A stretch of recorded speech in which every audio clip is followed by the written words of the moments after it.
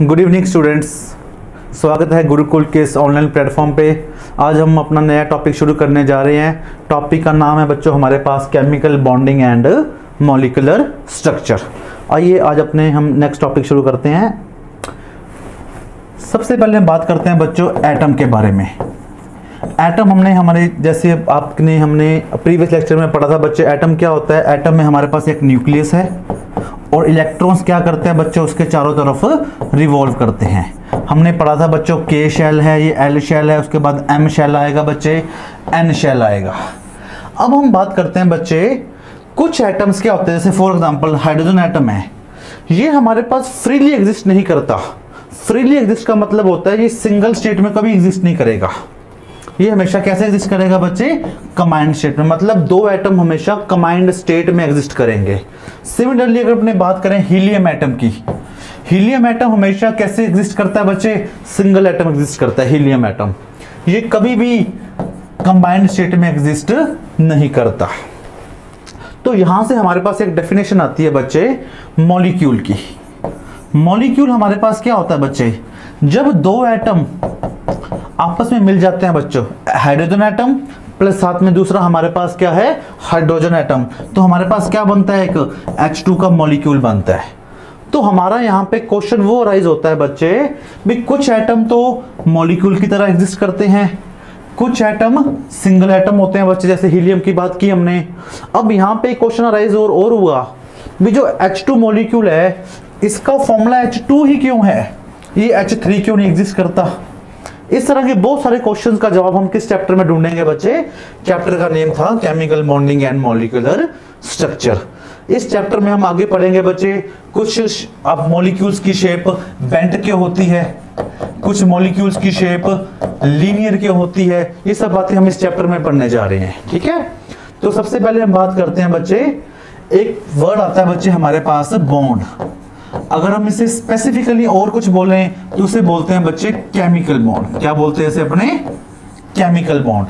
What is a chemical bond, क्या होता है केमिकल बॉन्ड। हमने बुक्स में पढ़ा होगा बच्चे बहुत बार, हमारे पास ए और बी की बात करें, ए और बी में एक बॉन्ड बना हुआ है, कार्बन कार्बन में एक बॉन्ड बना हुआ है, हाइड्रोजन सिंगल बॉन्ड हाइड्रोजन, ये जो बॉन्ड बना दिया मैंने, ये है क्या, what is a bond.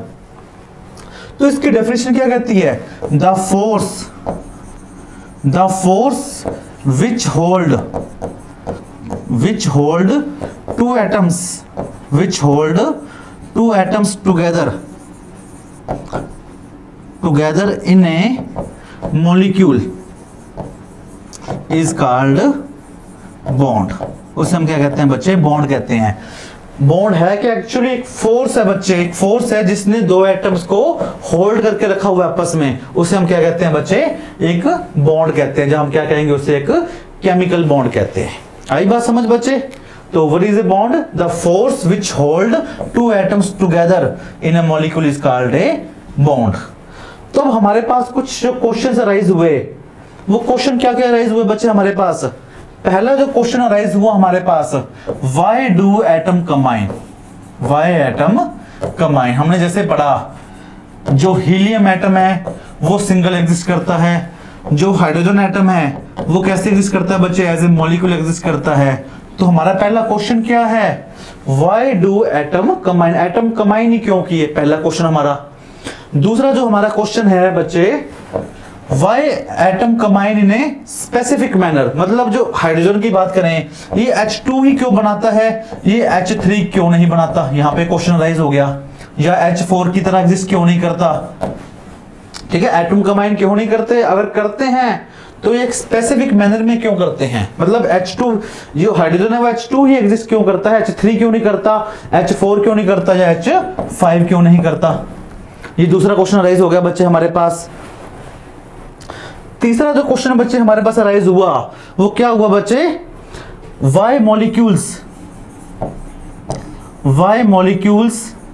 possesses different shapes, why molecules possesses different molecules की शेप होती है जो वो डिफरेंट क्यों होती है। फॉर एग्जांपल अगर मैं CO2 की बात करूं तो CO2 की जो शेप होती है बच्चे वो होती है लीनियर।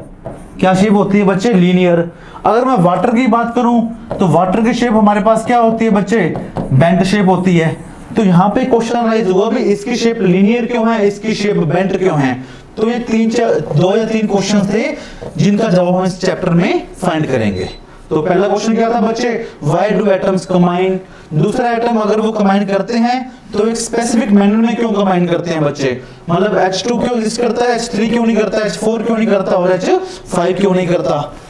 और तीसरा क्वेश्चन हमारे पास क्या था बच्चे, why molecule possesses different shapes, इनकी मॉलिक्यूल्स की शेप डिफरेंट क्यों होती है। फॉर एग्जांपल एक एग्जांपल और कर लेते हैं अपने अमोनिया की शेप की बात करें तो अमोनिया की जो शेप होती है NH3 उसकी शेप क्या होती है पिरामिडल, वाटर की शेप हमारे पास क्या है बेंट, CO2 की शेप हमारे पास क्या है लीनियर। तो इन सभी की शेप्स डिफरेंट क्यों हैं।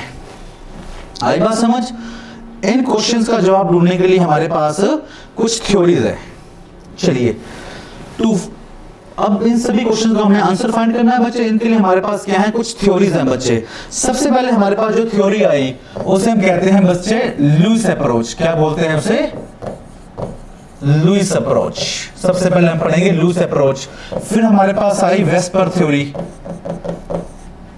वेस्पर फुल फॉर्म होती है बच्चे valence shell electron pair repulsion theory. सबसे पहले हम पढ़ेंगे लुईस अप्रोच, फिर हम पढ़ेंगे वेस्पर थ्योरी, फिर बच्चे हम लोग पढ़ेंगे 3rd नंबर पे VBT। VBT की फुल फॉर्म होती है बच्चे वैलेंस बॉन्ड थ्योरी। हमने बहुत बार डिस्कस किया हुआ है टॉपिक भी, वैलेंस बॉन्ड थ्योरी। और लास्ट में हम लोग पढ़ेंगे बच्चे MOT। MOT का मतलब होता है मॉलिक्यूलर ऑर्बिटल थ्योरी। तो इन सभी थ्योरीज को हम 1 बाय 1 पढ़ेंगे बच्चे। तो सबसे पहले हम शुरू करते हैं बच्चे लुईस अप्रोच। हाँ जी, Anyone, what is Lewis approach? हमारे पास एक रूल आया बच्चे, रूल का नाम था ऑक्टेट रूल। क्या नाम था बच्चे रूल का, ऑक्टेट रूल। गिवन किसने दिया बच्चे, ये लुईस ने दिया। साइंटिस्ट था बच्चे एक लुईस, उसने क्या दिया हमारे पास, क्या कौन सा रूल था बच्चे, ऑक्टेट रूल। ऑक्टेट रूल हमारे पास क्या कहता है बच्चे, कोई भी एटम कंबाइन क्यों करता है, क्योंकि उसको अपना ऑक्टेट कंप्लीट करना होता है। क्या कंप्लीट करना होता है बच्चे, ऑक्टेट। ऑक्टेट का मतलब होता है उसके पास वैलेंस इलेक्ट्रॉन्स कितने होने चाहिए, 8 इलेक्ट्रॉन होने चाहिए। अगर अपने बात करते हैं, सपोज कीजिए हम नाइट्रोजन की बात करते हैं, नाइट्रोजन की बात करें, इसका एटॉमिक नंबर कितना होता है बच्चे नाइट्रोजन का, हमने पहले भी पढ़ा था 7। 7 का मतलब क्या है, 2 5। क्या है बच्चे, 2 और 5। 2 हमारे पास 1s2, ये आपको बताया था 2s2, ये हमारे पास क्या हो गया 2p3। तो कॉन्फ़िगरेशन क्या है इसकी, 2 और 5। अब ये हमेशा नाइट्रोजन अब इस फॉर्म में ये अनस्टेबल है क्योंकि इसका ऑक्टेट रूल कंप्लीट नहीं हो रहा। क्यों नहीं कंप्लीट हो रहा बच्चे इसका ऑक्टेट रूल, क्योंकि इसके पास वैलेंस इलेक्ट्रॉन, वैलेंस का मतलब होता है बच्चे जो आउटर मोस्ट शेल में इलेक्ट्रॉन है। देखो ये फर्स्ट शेल हो गया, ये हमारे पास क्या हुआ सेकंड शेल, उसमें कितने इलेक्ट्रॉन्स हैं 5। हमारे पास कितने होने चाहिए ऑक्टेट रूल के अकॉर्डिंग, 8 इलेक्ट्रॉन होने चाहिए। हमारे पास है कितने बच्चे, इसमें 5 इलेक्ट्रॉन है। तो ये भी अनस्टेबल है, ठीक है। ये अपने आप को स्टेबल करने के लिए क्या करेगा, दूसरे बॉन्ड आइटम से क्या करेगा, ये बॉन्ड की फॉर्मेशन करेगा। तो this is called octet rule. Atom combine क्यों करते हैं बच्चे, to complete their octet rule. आई बात समझ। एग्जांपल करते हैं अपने बच्चे, देखो कार्बन की बात करें। अब कार्बन का एटॉमिक नंबर हमारे पास क्या होता है बच्चे 6। अगर मैं 6 की बात करूं तो 2 और 4, मतलब कार्बन के पास 4 ही वैलेंस इलेक्ट्रॉन्स हैं। इसको ऑक्टेट रूल, ऑक्टेट कंप्लीट करने के लिए कितने इलेक्ट्रॉन चाहिए बच्चे, 4 इलेक्ट्रॉन चाहिए। अब वो 4 इलेक्ट्रॉन कहां से, ये क्या करेगा बच्चे कार्बन। अब अगर अपने बात करें हाइड्रोजन की बात करें तो उसके पास हमारे पास एक इलेक्ट्रॉन होता है। ये कार्बन है, ये कार्बन के पास कितने इलेक्ट्रॉन थे बच्चे, हमारे पास 4 इलेक्ट्रॉन थे। ये मैंने 4 इलेक्ट्रॉन बना लिए। हाइड्रोजन के पास एक इलेक्ट्रॉन है, ये हमारे पास क्या हो गया, हाइड्रोजन के पास एक ही इलेक्ट्रॉन आ गया। अब कार्बन क्या करता है, इसके इलेक्ट्रॉन्स को शेयर कर लेता है। क्या किया इसने, इलेक्ट्रॉन्स को शेयर कर लिया। कार्बन के पास कितने इलेक्ट्रॉन्स पूरे हो गए, 2 2 4 2 6 और 2, इसके पास हो गया हमारे पास 8 इलेक्ट्रॉन। मतलब कार्बन का क्या पूरा हो गया बच्चे, ऑक्टेट कंप्लीट हो गया। सिमिलरली हाइड्रोजन की बात करें, अगर पढ़ें, हाइड्रोजन के पास एक इलेक्ट्रॉन था। इसको स्टेबल होने के लिए कितने इलेक्ट्रॉन चाहिए, एक इलेक्ट्रॉन चाहिए, ताकि इसका क्या पूरा हो जाएगा बच्चे, ड्यूप्लेट पूरा हो जाएगा। ड्यूप्लेट का मतलब होता है इसके वैलेंस शेल में कितने इलेक्ट्रॉन आ जाएंगे बच्चे, 2 इलेक्ट्रॉन आ जाएंगे। ठीक है। अब देखो एक हाइड्रोजन के पास 2 इलेक्ट्रॉन आ गए यहाँ पे, अगर इसको चेक करें, अगर अपने एक हाइड्रोजन के पास 2 इलेक्ट्रॉन आ गए हैं, तो इस तरह से बच्चे कार्बन के पास भी 8 इलेक्ट्रॉन हो गए बैलेंस, और हाइड्रोजन के पास भी कितने इलेक्ट्रॉन हो गए, 2 इलेक्ट्रॉन हो गए। तो हमारे पास CH4 मॉलिक्यूल एग्जिस्ट करता है। तो this is the reason why do atoms combine. Atom combine क्यों करते हैं? To complete their octet. आई बात समझ बच्चे? यस और नो? तो दिस इज द रीजन। अब हमारे पास कुछ मॉलिक्यूल ऐसे भी होते हैं, अब हमने कह दिया बच्चे, जैसे हमने कह दिया अभी कार्बन के पास 8 इलेक्ट्रॉन होंगे, तो वो कंपाउंड क्या होगा बच्चे हमारे पास? स्टेबल होगा। अब अगर अपने बात करें बॉन्ड की बात करें, अब इस कार्बन में ये कार्बन और ये हमारे पास हाइड्रोजन है, इसमें कितने इलेक्ट्रॉन हैं बच्चे? 2 ही इलेक्ट्रॉन है हमारे पास। 2 इलेक्ट्रॉन का मतलब क्या? इसमें सिंगल बॉन्ड बन रहा है। क्या बन रहा है बच्चे हमारे पास? Single bond. अगर मैं इसकी बात करूं, इस कार्बन और हाइड्रोजन की बात करूं, तो हमारे पास इसमें भी सिंगल 2 इलेक्ट्रॉन का मतलब क्या होता है? हमारे पास एक बॉन्ड है। तो यहाँ पे हमारे पास 2 इलेक्ट्रॉन होते हैं एक बॉन्ड में, ठीक है ना। यहाँ पे ये बातें थोड़ी सी समझ लीजिएगा अच्छे से। अब कार्बन और हाइड्रोजन की बात करें तो हमारे पास कितने सिग्मा बॉन्ड्स आ गए? कितने बॉन्ड हो गए? हमारे पास 4 बॉन्ड बन गए। 4 बॉन्ड का मतलब हमारे पास कितने इलेक्ट्रॉन्स हो गए? 8 इलेक्ट्रॉन्स हो गए। मतलब कार्बन का ऑक्टेट क्या है हमारे पास? कंप्लीट है। दैट्स व्हाई एक atom combine with each other. अब यहां पे एक एक्सेप्शन आती है बच्चे। एक्सेप्शन, जब भी इनऑर्गेनिक केमिस्ट्री स्टडी करोगे उसमें ढेर सारी एक्सेप्शंस होंगी बच्चे। कुछ एक्सेप्शन समझ आ जाती हैं, कुछ एक्सेप्शन हमारे पास समझ में नहीं आती। फॉर एग्जांपल यहां देखिए, हमने अभी पढ़ लिया बच्चे, कंपाउंड, कोई भी कंपाउंड स्टेबल कब होगा? जब उसके पास हमारे पास ऑक्टेट रूल कंप्लीट होगा। मतलब उसके पास वैलेंस शेल में कितने इलेक्ट्रॉन आ जाएंगे? 8 इलेक्ट्रॉन हो जाएंगे। बट हमारे पास कुछ मॉलिक्यूल ऐसे होते हैं जिनके पास 8 से ज्यादा इलेक्ट्रॉन होते हैं, या 8 से इलेक्ट्रॉन हमारे पास क्या होते हैं? कम होते हैं। फिर भी वो एटम्स मॉलिक्यूल्स क्या करते हैं? एग्जिस्ट करते हैं। हम उनको आइसोलेट कर चुके हैं। वो उनका क्या रीजन है बच्चे? हमने पढ़ लिया 8 इलेक्ट्रॉन वाला कंपाउंड है, एग्जिस्ट करेगा, स्टेबल होगा, चलो ठीक है। बट हमारे पास कुछ कंपाउंड ऐसे भी हैं जिनका ऑक्टेट कंप्लीट नहीं हुआ, फिर भी वो बच्चे हमारे पास क्या हैं? मॉलिक्यूल एग्जिस्ट कर रहा है। हम अभी एग्जांपल करेंगे। और कुछ मॉलिक्यूल ऐसे हैं बच्चे जिनके पास 8 इलेक्ट्रॉन से ज्यादा है हमारे पास, तब भी मॉलिक्यूल क्या कर रहा है बच्चे? एग्जिस्ट कर रहा है। एग्जांपल देखिए बच्चे, BF3 की बात करें। किसकी बात कर रहे हैं बच्चे? अपने BF3। एक बॉन्ड में कितने इलेक्ट्रॉन्स होते हैं? 2 इलेक्ट्रॉन्स, आपको मैंने अभी बताया था। अब इस मॉलिक्यूल के पास, बोरोन के पास कितने इलेक्ट्रॉन्स हो गए? 6 इलेक्ट्रॉन हुए। अब फिर भी मॉलिक्यूल BF3 मॉलिक्यूल हमारे पास है, ठीक है। चलो ये बात होगी यहाँ पे हमारे पास, इस मॉलिक्यूल के पास क्या थे? ऑक्टेट से कम थे इलेक्ट्रॉन, 6 इलेक्ट्रॉन थे।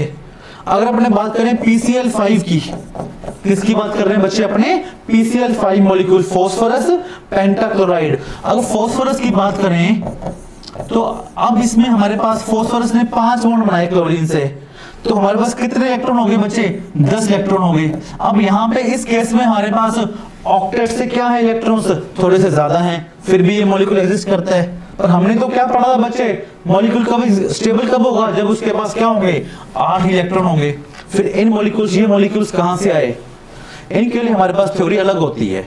अब देखो, इन मॉलिक्यूल्स को कहते हैं जिनके पास ऑक्टेट से इलेक्ट्रॉन कम होते हैं, उन्हें बोलते हैं इलेक्ट्रॉन डेफिशिएंट कंपाउंड्स। क्या बोलते हैं उन्हें? Electron deficient. कंपाउंड स्टेबल है बट उसके पास क्या? इलेक्ट्रॉन्स की कमी है, क्योंकि हमें चाहिए कितने? 8 है, कितने उसके पास? 6 इलेक्ट्रॉन्स। तो इन्हें बोलते हैं इलेक्ट्रॉन डेफिशिएंट कंपाउंड्स, ठीक है बच्चे। और अगर अपने यहां पे बात करें PCl5 में, इसके पास कितने इलेक्ट्रॉन्स हैं बच्चे? हमारे पास 10 इलेक्ट्रॉन्स हैं। तो इन कंपाउंड्स को बोलते हैं हाइपरवैलेंट कंपाउंड्स। क्या बोलते हैं? हाइपरवैलेंट कंपाउंड्स। हाइपरवैलेंट का मतलब क्या होता है? उसकी वैलेंसी, मतलब उसके पास जो नंबर ऑफ इलेक्ट्रॉन्स है वो क्या हो गए? ज्यादा हो गए। हाइपर का मतलब क्या होता है बच्चे? ज्यादा। तो ऐसे कंपाउंड्स को बोलते हैं हाइपरवैलेंट कंपाउंड्स। एग्जांपल एक और देख लीजिए, SF6 की बात करें, सल्फर हेक्साफ्लोराइड। क्या नाम है इसका? Sulphur hexafluoride. Sulphur, fluorine, fluorine, fluorine, fluorine, ये 6 हमारे पास फ्लोरीन आ गए। अब हमारे पास सल्फर के कितने बॉन्ड बन रहे हैं बच्चों? 6 बॉन्ड की फॉर्मेशन हो रही है। मतलब हमारे पास कितने इलेक्ट्रॉन आए? 12 इलेक्ट्रॉन्स आए। हमने क्या पढ़ा था ऑक्टेट में 8 इलेक्ट्रॉन होने चाहिए, बट इसमें तो कितने बन रहे हैं बच्चे हमारे पास 12 इलेक्ट्रॉन्स। तो ये भी कंपाउंड हमारे पास क्या हुआ बच्चे, हाइपर वैलेंट कंपाउंड हुआ। क्या हुआ बच्चे, हाइपर वैलेंट कंपाउंड। ये क्वेश्चन ना पेपर में कई बार आता है भी which of the following is a hypervalent compound. जब हमें पता ही नहीं हाइपर वैलेंट कंपाउंड होता क्या है तो हम लोग डिस्कस कैसे, आंसर जवाब कैसे देंगे। क्वेश्चन देखिए बच्चे, which of the following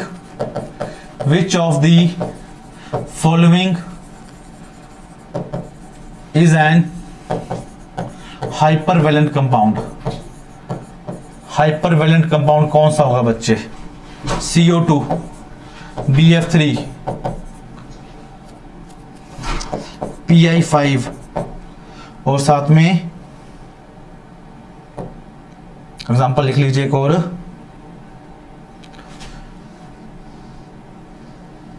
example लिखिए बच्चे यहां पे AlCl3, AlCl3। हाँ जी बच्चे, which of the following is an hypervalent, कौन सा इनमें चारों में से हाइपर वैलेंट कंपाउंड है बच्चे, CO2, BF3, AlCl3 और Pi5। हाँ जी, anyone? The right answer is Pi5। क्योंकि CO2 की बात करें, अगर CO2 की स्ट्रक्चर बनाऊं बच्चे मैं, CO2 शेप ऐसी होती है हमारे पास, लीनियर शेप है। अगर कार्बन की बात करें कितने बॉन्ड बन रहे हैं बच्चे, 4 बॉन्ड बन रहे हैं, मतलब कितने इलेक्ट्रॉन हो जाएंगे हमारे पास, 8 इलेक्ट्रॉन। BF3 की शेप की बात करूं अगर बच्चे मैं, तो BF3 में हमारे पास कितने इलेक्ट्रॉन, कितने बॉन्ड बन रहे हैं, 3 बॉन्ड है, 3 बॉन्ड का मतलब हमारे पास है 6 इलेक्ट्रॉन्स। AlCl3 की बात करूं, एल्यूमिनियम क्लोराइड, ये देखिए इसके पास भी हमारे पास 6 इलेक्ट्रॉन्स हैं बच्चे। बट मैं अगर Pi5 की बात करूं, अभी आपको डिस्कस किया था हमने, हमारे पास 5 बॉन्ड की फॉर्मेशन होगी। ये हमारे पास 5 बॉन्ड हो गए तो कितने इलेक्ट्रॉन हो गए, इसके बाद 10 इलेक्ट्रॉन्स हो गए, तो it is an hypervalent compound. आई बात समझ बच्चे? तो ये रीजन है बच्चे हमारे पास, why do atoms combine to complete their octet. हमने 2 बातें और पढ़ ली, कुछ एलिमेंट्स, कुछ कंपाउंड्स के बाद हमारे पास ऑक्टेट से कम इलेक्ट्रॉन होते हैं, उन्हें अपने क्या कहते हैं, इलेक्ट्रॉन डेफिशिएंट कंपाउंड्स। और कुछ हमारे पास इलेक्ट्रॉन ज्यादा होते हैं, उन्हें अपने क्या कहते हैं बच्चे, हाइपर वैलेंट कंपाउंड्स। ठीक है, उनके पास हमारे पास ऑक्टेट से ज्यादा इलेक्ट्रॉन्स होते हैं। ठीक है, नेक्स्ट टॉपिक है बच्चे हमारे पास, how do atoms combine. Topic का नाम बड़ा इंटरेस्टिंग है बच्चे, how do atoms combine. Atom combine किस तरह करते हैं, चलो टॉपिक का नाम बड़ा इंटरेस्टिंग है बच्चे, हाउ डू एटम्स कंबाइन। चलिए देखिए, पहला जो वे है जिस तरीके से हमारे पास एटम कंबाइन करते हैं वो है बच्चे by complete transfer of electrons. By complete transfer of electrons, by complete transfer of electrons from one atom to another. मतलब हमारे पास कुछ एटम क्या करते हैं, अपने इलेक्ट्रॉन्स को ट्रांसफर कर देते हैं एक एटम से दूसरे एटम की तरफ, उसे कहते हैं first way, by complete transfer of electrons from one atom to another. दूसरा जो बच्चे वे है हमारे पास, हाउ डू एटम्स कंबाइन में, by sharing of electrons, by sharing of electrons with another atom, with another atom, by sharing of electrons with another atom। Simple सी बात है बच्चे, हमारे घर में 2 भाई होते हैं, अब जा तो उनसे चीज, हम 2 मान लो भाई हैं, जा तो चीज शेयर कर लो, दोनों का काम चल जाए। जा एक जना को ले जाए, दूसरा चुपचाप बैठ जाए, एक जने को खुशी मिल जाए, दोनों बातें हो सकती है। वही है, वो सेम बात हमारे पास एटम्स में होती है, जा तो ट्रांसफर हो जाए एक एटम से दूसरे एटम की तरफ इलेक्ट्रॉन्स का, या दोनों आपस में क्या कर लें बच्चे, शेयर कर लें, ताकि दोनों का काम चल जाए। आइए पढ़ते हैं 1 बाय 1। फर्स्ट वे हम जो पढ़ने जा रहे हैं बच्चे, by complete transfer, by complete transfer of electrons. देखिए कैसे, फॉर एग्जाम्पल हम इसको एग्जाम्पल से समझते हैं बच्चे। For example let us suppose the formation of A compound. हमने किस कंपाउंड की फॉर्मेशन पढ़नी है बच्चे? NaCl। NaCl नाम होता है बच्चे इसका सोडियम क्लोराइड। घर में सब लोग नमक खाते हैं बच्चे, उसका नाम क्या होता है बच्चे? Sodium chloride. सॉलिड है, हमारे पास घर में नमक होता है, उसका फॉर्मूला होता है NaCl, नाम होता है बच्चे उसका सोडियम क्लोराइड। अब देखिए, अगर मैं सोडियम की बात करूं, सोडियम का एटॉमिक नंबर होता है बच्चे 11 हमारे पास। अगर मैं इसकी बात करूं कॉन्फ़िगरेशन की, तो 2,8,1 हो गए 11 इलेक्ट्रॉन्स। इसके बाद 8 और 2 10 और 1 11। अगर मैं क्लोरीन की बात करूं, क्लोरीन में हमारे पास कितने इलेक्ट्रॉन्स होते हैं? 17 इलेक्ट्रॉन्स हैं। तो क्या लिखोगे इसको? 2 8 7। ठीक है बच्चे। अब देखो होता क्या है बच्चे, हमने अभी पढ़ा बच्चे कोई भी एटम स्टेबल कब होता है? जब उसका हमारे पास ऑक्टेट कंप्लीट हो जाए। ऑक्टेट का मतलब उसके पास वैलेंस शेल में कितने इलेक्ट्रॉन होने चाहिए? 8 होने चाहिए। अब इसके बाद जो वैलेंस इलेक्ट्रॉन है बच्चे सोडियम के बाद, सोडियम की अगर बात करें अगर, तो इसके बाद जो वैलेंस शेल है उसमें कितने इलेक्ट्रॉन है? 1 इलेक्ट्रॉन है, हमें दिख रहा है। अब या तो ये एटम अपना 1 इलेक्ट्रॉन लूज कर दे, अगर ये लूज करेगा तो लूज करने का मतलब इसने अपना इलेक्ट्रॉन दे दिया, तो उसके पास कितने एटम्स बचेंगे? इलेक्ट्रॉन्स बचेंगे 2 और 8। इसने अगर अपना 1 इलेक्ट्रॉन लूज कर दिया, 2 और 8 बचे। दूसरा तरीका क्या है? ये 7 इलेक्ट्रॉन कहीं से गेन कर ले। दूसरा वे क्या है इसके पास? 2 8 8। इसने 7 कहीं से गेन कर लिए, या 1 इसको अपना इलेक्ट्रॉन इसने दे दिया। अब दोनों में से बेटर पॉसिबिलिटी कितनी है? या तो 1 दे दे किसी को, या 7 इलेक्ट्रॉन ये क्या करे बच्चे? कहीं से एक्सेप्ट कर ले। अब 1 इलेक्ट्रॉन देना बड़ा आसान है, बट 7 इलेक्ट्रॉन एक्सेप्ट करने बड़े मुश्किल है बच्चे। तो कौन सी पॉसिबिलिटी सही है हमारे पास? इसने अपना 1 इलेक्ट्रॉन क्या किया बच्चे? लूज कर दिया। जब इसने इलेक्ट्रॉन लूज किया अपना, जब भी कोई एटम अपना इलेक्ट्रॉन लूज करता है उसके ऊपर चार्ज क्या आता है बच्चे? हमने पढ़ा हुआ है Na पॉजिटिव। पॉजिटिव का मतलब है इसने हमारे पास 1 इलेक्ट्रॉन लूज किया, 1 सिंगल पॉजिटिव। अब क्लोरीन की बात करें, अब क्लोरीन के वैलेंस शेल में कितने इलेक्ट्रॉन्स हैं हमारे पास? 7 इलेक्ट्रॉन्स हैं। अब इसको ऑक्टेट पूरा करने के लिए या तो कहीं से 1 इलेक्ट्रॉन मिल जाए, अगर इसको 1 इलेक्ट्रॉन कहीं से मिल गया बच्चे तो उसके पास कितने हो जाएंगे? 2 8 8, ऑक्टेट पूरा हो गया। या बच्चे अपने ये 7 क्या करे? इलेक्ट्रॉन लूज कर दे। या अपने 7 इलेक्ट्रॉन ये क्या करे बच्चे? लूज कर दे। अगर लूज करेगा तो क्या बचेगा? 2 8 8। अब कौन सा बेटर ऑप्शन सही है बच्चे? 1 इलेक्ट्रॉन इसको लेना इजी है और 7 इलेक्ट्रॉन इसको देने बड़े मुश्किल है बच्चे। तो इसने क्या किया? 1 इलेक्ट्रॉन को क्या किया? एक्सेप्ट कर दिया। जब इसने इलेक्ट्रॉन को एक्सेप्ट किया तो इसके ऊपर चार्ज क्या आया बच्चे? नेगेटिव चार्ज आया। जब भी कोई एटम इलेक्ट्रॉन एक्सेप्ट करता है तो हमारे पास उसके ऊपर क्या चार्ज आएगा बच्चे? नेगेटिव चार्ज आता है। ध्यान रखिएगा बातों का। अब देखिए बच्चे, हमने भी डिस्कस किया सोडियम ने हमारे पास इलेक्ट्रॉन लूज किया तो वो क्या बन गया? Na पॉजिटिव प्लस 1 इलेक्ट्रॉन इसने लूज कर दिया। क्लोरीन ने क्या किया? 1 इलेक्ट्रॉन को गेन किया, क्या बना? Cl नेगेटिव बन गया। तो सोडियम ने लूज कर दिया बच्चे, क्लोरीन ने क्या किया? उसको गेन कर लिया। तो इसका भी ऑक्टेट पूरा हो गया 2 8, और इसका भी हमारे पास ऑक्टेट कंप्लीट हो गया। तो इसे कहते हैं complete transfer of electron from one atom to another. यहां पे क्या हो रहा है? 1 इलेक्ट्रॉन ट्रांसफर हो रहा है बच्चे, सोडियम से कहां हो रहा है ट्रांसफर?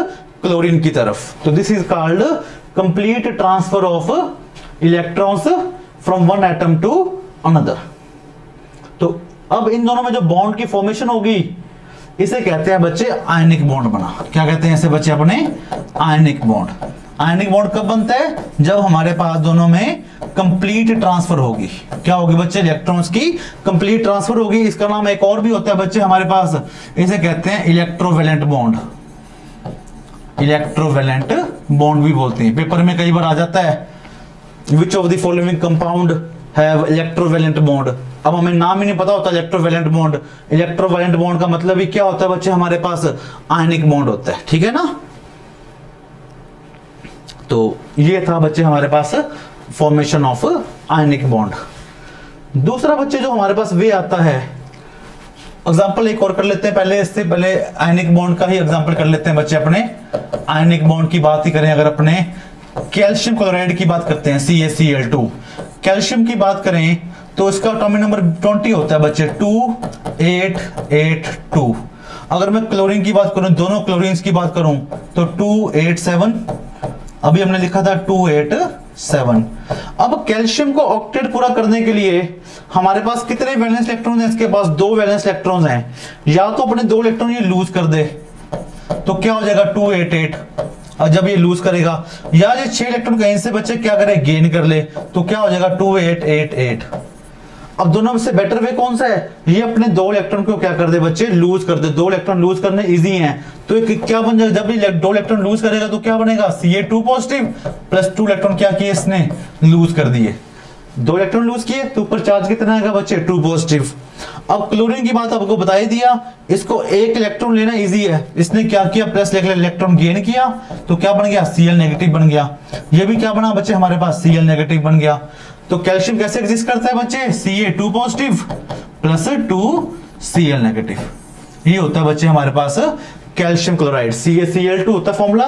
कैल्शियम के ऊपर चार्ज क्या होता है Ca2 पॉजिटिव और क्लोरीन के ऊपर क्या होता है Cl नेगेटिव। ये 2 क्लोरीन है, चार्ज भी हमारे पास क्या हो गया बच्चे बैलेंस हो गया। 2 पॉजिटिव था और 2 ही हमारे पास क्या आ गया नेगेटिव, सिंगल है बट 2 क्लोरीन है ना बच्चे हमारे पास, तो ये क्या हो गया 2 नेगेटिव हो गया। तो कंपाउंड क्या हो गया बच्चे इलेक्ट्रिकली न्यूट्रल हो गया।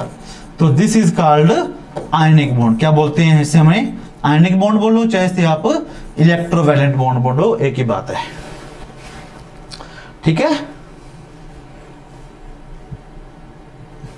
नेक्स्ट बच्चे हमारे पास जो वे था हाउ डू एटम्स कंबाइन में by sharing of electrons, by sharing of electrons. अब शेयरिंग का मतलब क्या है, इलेक्ट्रॉन्स को क्या किया एटम्स ने आपस में शेयर कर लिया, बांट लिया, ताकि दोनों को काम चल रहा है, ना उसको नुकसान हो रहा है बच्चे ना ही पहले वाले को नुकसान हो रहा है। एग्जांपल देखिए बच्चे, एग्जांपल करते हैं बच्चे अपने कार्बन की बात करते हैं, CH4 की बात करते हैं। अब कार्बन की बात करें सबसे पहले, कार्बन का एटॉमिक नंबर कितना होता है बच्चे हमारे पास 6, तो 2 और 4। अब कार्बन के पास कितने वैलेंस इलेक्ट्रॉन्स हैं, 4 वैलेंस इलेक्ट्रॉन्स हैं। आउटर मोस्ट शेल में 4 इलेक्ट्रॉन्स दिख रहे हैं हमें, तो कार्बन हैज 4 वैलेंस इलेक्ट्रॉन्स। अब होएगा क्या, या तो ये 4 इलेक्ट्रॉन कहीं से इसको एक्सेप्ट कर ले तो 2 8 हो जाए, या 4 इलेक्ट्रॉन अपने कहीं क्या कर दे बच्चे लूज कर दे, तो उसके बाद कितने इलेक्ट्रॉन बचेंगे 2।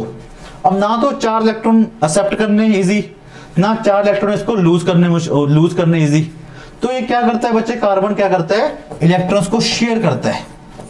किसके साथ शेयर करेगा बच्चे, हाइड्रोजन के साथ। अगर अपने बात करें हाइड्रोजन की, तो हाइड्रोजन के पास हमारे पास 1 इलेक्ट्रॉन होता है। अब इसको भी अपना क्या पूरा करना है बच्चे, ड्यूप्लेट पूरा करना है, इसको भी स्टेबल होना है। अब अगर इलेक्ट्रॉन लूज कर देगा तो उसके पास कोई इलेक्ट्रॉन नहीं बचेगा, एक्सेप्ट ये कर नहीं सकता, तो ये भी क्या करेगा बच्चे इलेक्ट्रॉन को शेयर करेगा। कैसे देखो शेयर करेगा, कार्बन की बात करें, अगर कार्बन के पास हमारे पास कितने इलेक्ट्रॉन्स हैं, वैलेंस इलेक्ट्रॉन्स कितने हैं, 4 वैलेंस इलेक्ट्रॉन्स हैं। अगर मैं हाइड्रोजन की बात करूं, इसके पास भी कितने इलेक्ट्रॉन्स हैं हमारे पास, 4 इलेक्ट्रॉन्स। इलेक्ट्रॉन्स को ना डिफरेंट बना देते हैं हाइड्रोजन के और कार्बन के। यहां देखिए बच्चे, जो ब्लू वाला डॉट है बच्चे it is the electron of hydrogen, जो पिंक वाला डॉट है बच्चे it is the electron of the carbon. अब कार्बन ने क्या किया बच्चे, हाइड्रोजन के साथ क्या किया, इलेक्ट्रॉन्स को शेयर कर लिया। अब इसको देखो इसने शेयर कर लिया, तो कार्बन के पास कितने इलेक्ट्रॉन कंप्लीट हो गए बच्चे हमारे पास, 2 2 4 2 6 और 2 8। तो कार्बन के पास 8 इलेक्ट्रॉन कंप्लीट हो गए, मतलब उसका ऑक्टेट कंप्लीट हो गया, वो स्टेबल हो गया। सिमिलरली अगर अपने बात करें हाइड्रोजन की बात करें, हाइड्रोजन ने क्या किया, 1 इलेक्ट्रॉन किससे शेयर किया बच्चे, कार्बन से शेयर किया, तो उसके पास भी क्या हो गया बच्चे, इलेक्ट्रॉन क्या हो गया कंप्लीट हो गया, तो इसका भी डुप्लेट पूरा हो गया और कार्बन का हमारे पास ऑक्टेट क्या हुआ कंप्लीट हो गया। यहां देखिए बच्चे, यहां देखिए ऐसे ये इस तरह every carbon every hydrogen complete its duplet and carbon complete its octet। इसके बाद 2 इलेक्ट्रॉन आ गए बच्चे, उसके बाद हमारे पास 8 इलेक्ट्रॉन कंप्लीट हो गए। तो ये है बच्चे, इसे कहते हैं शेयरिंग ऑफ इलेक्ट्रॉन्स। ओके, एक एग्जांपल और कर लेते हैं बच्चे अपने, एग्जांपल नंबर 2।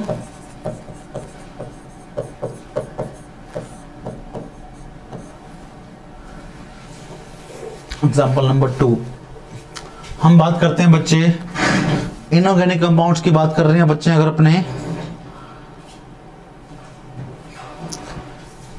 N2 की बात करते हैं, नाइट्रोजन की बात, जो हमारे पास नाइट्रोजन है, हमें पता है नाइट्रोजन गैस है हमारे एनवायरनमेंट में वो 78 या 79% एग्जिस्ट करती है। अब वो अकेली एन नहीं है बच्चे, this is not A nitrogen. वो किस तरह एग्जिस्ट करती है बच्चे? हमेशा N2 की फॉर्म में, एज ए डायटोमिक मॉलिक्यूल, इसे बोलते हैं डायटोमिक मॉलिक्यूल है ये। दो एटम्स हैं इसमें हमारे पास, तो वो कैसे एग्जिस्ट करती है हमारी एयर में बच्चे? N2 की फॉर्म में। अब देखिए नाइट्रोजन की बात करें, इसके पास हमारे पास 2 और 5, हमारे पास नाइट्रोजन के पास 5 वैलेंस इलेक्ट्रॉन्स हैं। देखिए कैसे बनाओगे आप लोग। सिमिलरली दूसरा जो नाइट्रोजन होगा उसके पास भी क्या होंगे? हमारे पास 5 वैलेंस इलेक्ट्रॉन्स होंगे। ये हमने ड्रॉ कर दिए, 5 दोनों के 5 वैलेंस इलेक्ट्रॉन्स ड्रॉ कर दिए। अब ये नाइट्रोजन क्या करेगा? इसके साथ 3 इलेक्ट्रॉन शेयर करेगा, क्योंकि इसको ऑक्टेट पूरा करने के लिए कितने इलेक्ट्रॉन की चाहिए? अगर हम इसे 3 इलेक्ट्रॉन ऐड कर दें तो इसके पास 2 8 हो जाएगा ना बच्चे। इस नाइट्रोजन को ऑक्टेट पूरा करने के लिए हमारे पास 3 इलेक्ट्रॉन्स की रिक्वायरमेंट है। तो ये क्या करेगा? 3 इलेक्ट्रॉन दूसरे एटम के साथ क्या करेगा? शेयर कर लेगा। सिमिलरली ये वाला नाइट्रोजन क्या करेगा? इसके इलेक्ट्रॉन शेयर कर लेगा ऐसे। तो अगर मैं इसकी बात करूं तो इस नाइट्रोजन के पास कितने इलेक्ट्रॉन पूरे हो गए? 3 3 6 और 2 8 इलेक्ट्रॉन हमारे पास इसके पास कंप्लीट हो गए। अगर मैं इस नाइट्रोजन की बात करूं तो हमारे पास कितने इलेक्ट्रॉन पूरे हो गए? इसके पास भी 8 हो गए, 5 3 और 8 इलेक्ट्रॉन पूरे हो गए बच्चे। तो इसे कहते हैं बच्चे हमारे पास शेयरिंग ऑफ इलेक्ट्रॉन। अब शेयरिंग ऑफ इलेक्ट्रॉन से जो बॉन्ड हमारे पास बनता है बच्चे, उस बॉन्ड का नाम होता है बच्चे कोवलेंट बॉन्ड। क्या कहते हैं उसे? कोवलेंट बॉन्ड कहते हैं। This is called covalent bond. बात समझ आ गई बच्चे?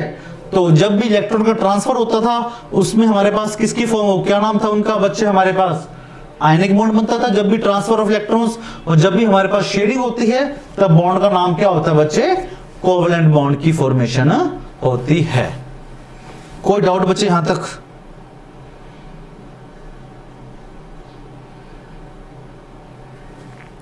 कोई doubt? Any doubt regarding this topic? ठीक है, तो कोवलेंट बॉन्ड है ना ionic bond.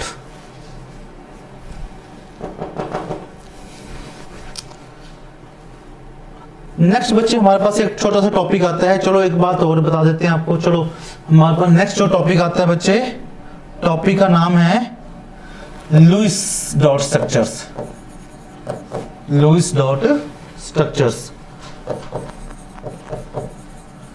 Lewis dot structures. ये टॉपिक बहुत इंपॉर्टेंट है बच्चे। देखिए लुईस डॉट स्ट्रक्चर का मतलब क्या होता है?